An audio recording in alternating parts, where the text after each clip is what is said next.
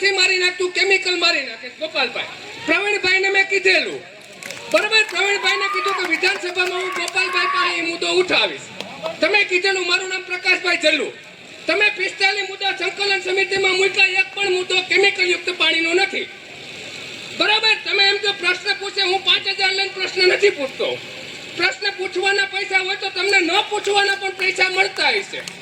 બરાબર, માહિતી પ્રશ્ન ન પૂછવાના પણ પૈસા મળે એ મને ખબર છે. ધારાસભ્ય પ્રશ્ન પૂછે એના મુદ્દાના પૈસા મળે, ન પૂછે એના પણ મળે છે. કેમિકલ યુક્ત પાણી બાબત ક્યાંય વાત નથી થતી. કેમિકલે મારી નાખ્યો છે ઘેરને. પાણી 15 દી પહેલા ભરાતું આપણને ખબર છે. હોનારતમાં પાણી ભરાણું, ખડ ન ભરતા, અત્યારે ભરી જાય, ખડ નથી ભરતા. બરાબર, તો કેમ કેમિકલ નું વાત નથી લેતા ક્યારે? બરાબર, કેમિકલ ની વાત જ કઈ નથી આવતી. કેમિકલ નો મુદ્દો તમારા ગામમાં છોડવડી ભાટ ગામ, હું તમને ગામના નામ આપું. છોડવડી ઘાટ છે, ભાટ ગામમાં ઘાટ છે. આ બે જુનાગઢ જિલ્લાના સુખપુર નહીં, આ તમારા વિસ્તારના ગામ આવે. જેતપુર નું ગામ છે, ત્યાંથી પાણી આવે. તમે આજની તારીખે એ મુદ્દો નથી લીધો ક્યાંય પણ. એમાં નથી વિધાનસભાની સંકલનની. કિશોરભાઈ, વિધાનસભામાં સંકલનમાં મુદ્દો પૂછો એટલે લખાય. એમ તમે રોડે લાઈન નીકળી જાવ એ મુદ્દો ન હાલે. સરકારમાં બંધારણ મુજબ તમે વિધાનસભામાં પૂછો એ લખાઈને એનો જવાબ આપવા બંધાયેલ છે. વિરોધ પક્ષના નેતાને જવાબ આપવા બંધાયેલ સરકાર છે. આ બંધારણની વાત કરું, હું રોડની વાત નથી કરતો. અને યાત્રા લઈને નીકળીએ તો ભાઈ પ્રશ્ન થાય. બરાબર, લોકશાહીમાં બંધારણ અધિકાર આપ્યો છે, એ તમે નથી કહી શકતા પ્રવીણભાઈ કે ભાજપ પણ આવે કે ઓલા આવે. યાત્રા ઘીરે રહ્યો, જો કોઈ પ્રશ્ન પૂછવા આવે તો કેવું તમારે? લોકશાહીમાં બંધારણનો અધિકાર છે. હું નથી કોંગ્રેસમાં, નથી ભાજપમાં, હું ખેડૂત છું. તો ભાજપને પૂછીએ છીએ. હું ભાજપમાં નથી, કોંગ્રેસમાં નથી, હું ખેડૂત છું. ગમે એને પૂછું છું. ભાજપ પરાને બગસરામાં પૂછાણો તો અજયબમાં પૂછાણો તો અજયબમાં સભા નથી થઈ. કેશોદ તાલુકાના રેકર્ડ ઉપર છે આ વસ્તુ. ભાજપની સભા નહોતી થઈ ભાઈ અજયબમાં. ન્યાય પણ પ્રશ્ન પૂછ્યા હતા. બરોબર, ન્યાય પ્રશ્ન પૂછ્યા હતા. દેવાભાઈ માલમ હોયા ગયા હતા, જિલ્લા ભાજપના પ્રમુખ હોયા ગયા હતા. પ્રશ્ન બધા થયા છે, ભાજપને પણ થયા છે. તમે એક ધારી વાતો કરો, કોંગ્રેસ ભાજપ નો હોય. ખેડૂત માટે હું કરવાની છે એ વાત કરો. અને ખેડનો મુદ્દો ઉપાડનાર પાલભાઈ આંબલિયા છે. શક્તિસિંહ ગોહિલે રાજ્યસભા સુધી મુદ્દો ઉઠાવ્યો છે. બરોબર, એ ભૂલાતું નથી. પાયોજી પાયાનો પથ્થર છે, એને ન ભૂલી શકીએ આપણે. પાયાનો પથ્થર પાલભાઈ આંબલિયા છે, ઘેર વિસ્તારનો. સરકારની તમે એને અમે ગમે કરી શકો, પણ પાયાનો પથ્થર ઘેરમાં પાલભાઈ આંબલિયા છે. બરોબર, એમાં તમને બોલાવ્યા હતા. તમે બિન રાજકીય હતો, આપવાળા પણ સ્ટેજ ઉપરથી એને મળ્યું હતું બોલવાનું. અને ગોપાલભાઈ લાલ પાણી મારી નાખે છે. તમારા વિસ્તારનું પાણી છે આ તમારે સ્વીકારવું પડશે. એના માટે મુદ્દો ઉઠાવવો પડશે તમારે. ઉબેણમાં પાણી આવે, આ ઉબેણમાંથી ઓજીતમાં પાણી આવે છે. બરોબર,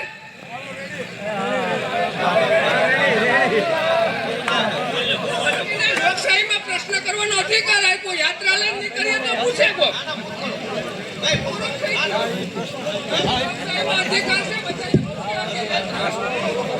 ભારત માતા કી જય. જવાન જય જવાન. હવે મહત્વની વાત એ છે કે આવકારીએ છીએ કોઈ વાતો, કોઈ મુદ્દા એને આવકારીએ છીએ ની વેદના પીડા ભેગી કરવા નીકળ્યા છે. અને એ વેદના પીડા ભેગી કરીને ભાજપના માથે નાખવાની છે. બાપા, ભાજપની માથે નાખવાની છે. પણ 3 મહત્વના મુદ્દા લઈને નીકળ્યા છે. આખી વાત આપણે સાંભળ્યા પછી ચર્ચા કરવી વધારે સારી રહી. 3 મહત્વના મુદ્દા લઈને પદયાત્રા નીકળી છે. પહેલો મુદ્દો એ છે કે કોઈ પણ ખેડૂતને અન્યાય ન થાય એ રીતે જે પેલા પાણી ભરાતા હતા, પાણી આવે એનાથી ખેડને વાંધો નથી. પાણી આવે એનાથી ખેડને વાંધો નથી, પણ પાણીનો નિકાલ સમયસર થવો જોઈએ. પાણીનો નિકાલ સમયસર થવો જોઈએ. પાણી આવે એનાથી ખેડને વાંધો નથી. માતા કી વંદે જય જવાન જય ગોપાલ જય ગોપાલ.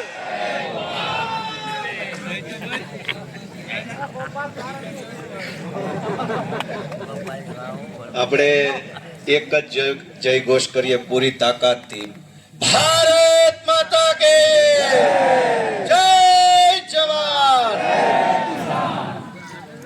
બાલા ગામના આંગણે આટલી વિશાળ સંખ્યામાં ઉપસ્થિત રહેલા આપ સૌ ગામજનો, આજુબાજુના ગામમાંથી પધારેલા આગેવાનો, આપણા ખેડૂતો, યુવા દોસ્તો, મંચ ઉપર બેઠેલા સૌ આગેવાનશ્રીઓ, તમામનો હું હૃદયપૂર્વક ખૂબ ખૂબ આભાર વ્યક્ત કરું છું. સૌને હું પ્રણામ કરું છું.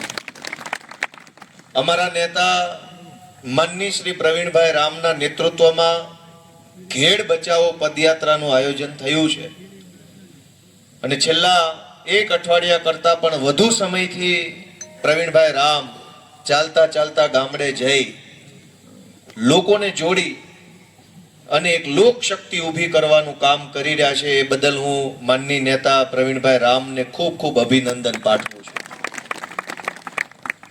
અમારા નેતા માનની રાજુભાઈ બોરખતરિયા, જેણે મારો પરિચય આપ્યો અને મને માઇક આપ્યો.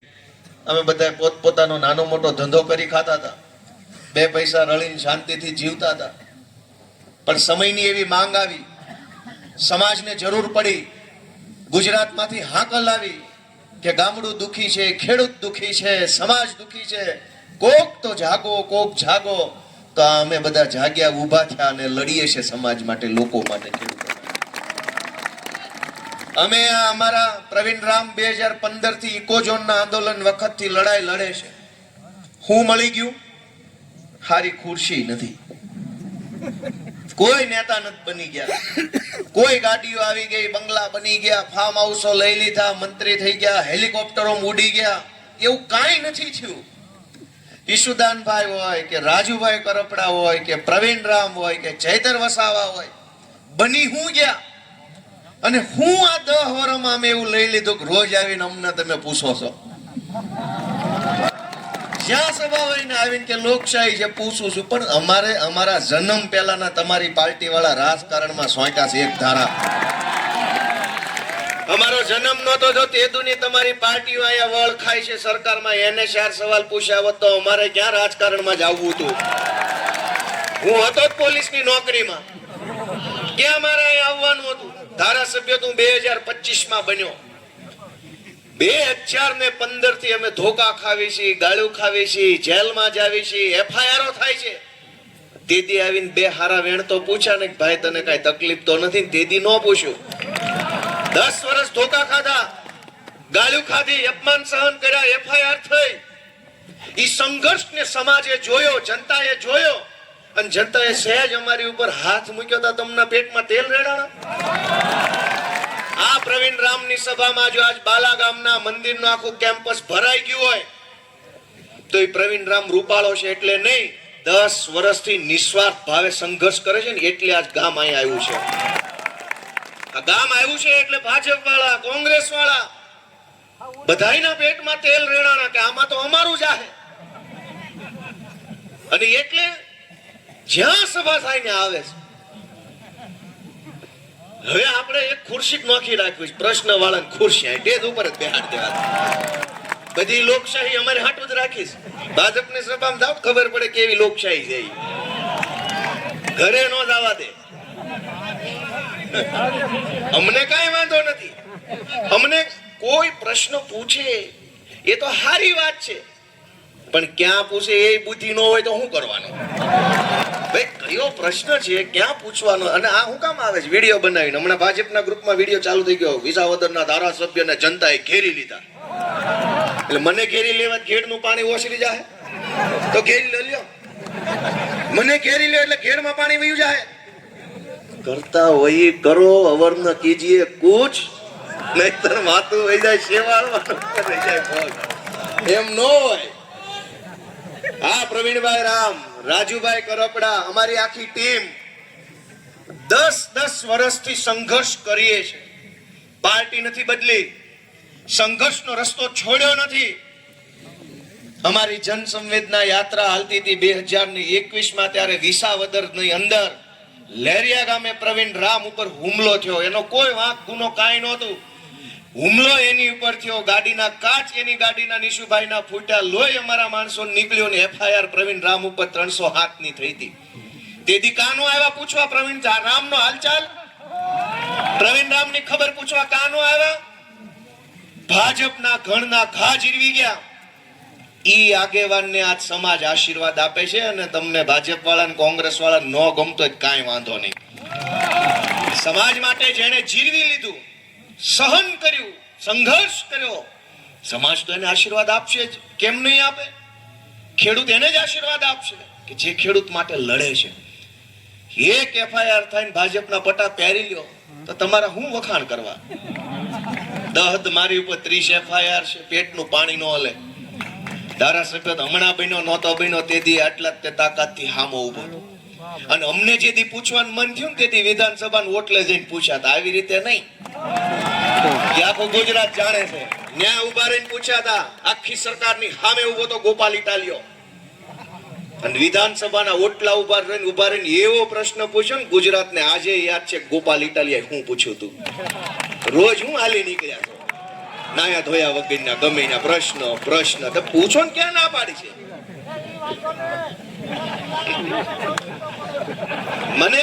મને વાંધો નથી, હું તો હજુ માઇક આપું, કોઈને કઈ પૂછવું હોય ભલે ને પૂછે. મારો સવાલ એ છે કે 10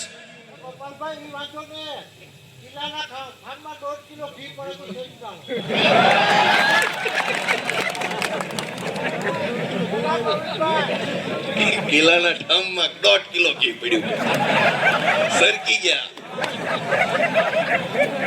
મારું તમને એમ કહેવાનું છે કે અમે તો નવા રાજકારણમાં આવ્યા, એ વાત તો જગ જાહેર છે. અમારામાંથી 3 જણા ધારાસભ્ય બન્યા. હેમંતભાઈ ખવા, ચૈતરભાઈ વસાવા, મોડો હું. 3 જણા ખાલી ધારાસભ્ય બન્યા હતા તો ઉપાડો લીધો. ભાઈ તમે ભાજપ વાળા, તમે કોંગ્રેસ વાળા, 40 વર્ષથી ગુજરાતમાં તમે પક્ષ વિપક્ષમાં છો. 40% બેયના નેતા તો વેવાઈ થઈ ગયા છે. અમને ઈ વાતનું દુઃખ છે કે કેટલાય અંદર હગું ગોઠવી નાખ્યું છે. કેમ કે ધારાસભ્યનો દીકરો હોય, ધારાસભ્યની દીકરી હોય, એ નીચેના ઘરે તો દે ને, લેવલમાં દે ને સામે 2 પાર્ટી વાળા જ હોય. તેથી તમને ન પૂછ્યું કે પ્રશ્ન